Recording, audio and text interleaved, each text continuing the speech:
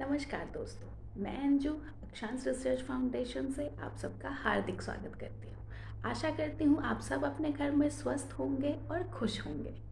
चलिए, जैसा आप सबको पता है कि हम फ़िलहाल फाइनेंशियल क्राइम की श्रृंखला पे बातें कर रहे हैं, तो उसी श्रृंखला को आगे बढ़ाते हुए आज हम बात करते हैं फाइनेंशियल क्राइम के प्रकार के बारे में, टाइप्स ऑफ फाइनेंशियल क्राइम। जैसा कि हमने अपने पिछले वीडियोज़ में बात किया कि फाइनेंशियल क्राइम उन क्राइम्स को कहते हैं जो क्राइम में किसी और का पैसा जो क्रिमिनल्स है वो अपने पास ले लेते हैं उन्हें धोखा देके।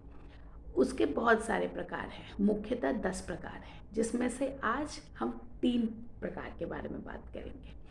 पहला प्रकार होता है फ्रॉड।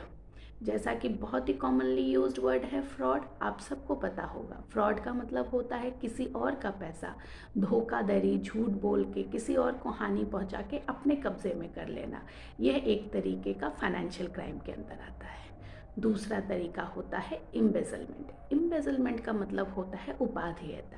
उपाधेयता का अर्थ है किसी और का पैसा अगर किसी कारणवश आपके पास ट्रस्ट की वजह से रखा गया हो, बट उस पर्टिकुलर इंसान को बिना बताए अगर उन पैसों का आप इस्तेमाल करते हैं या फिर उसे छुपा लेते हैं और उस पर्टिकुलर इंसान को वापस नहीं करते हैं, तो ये एक तरीके का एम्बेजलमेंट है जो फाइनेंशियल क्राइम के अंदर आता है और इसे उपाधेयता कही जाती है।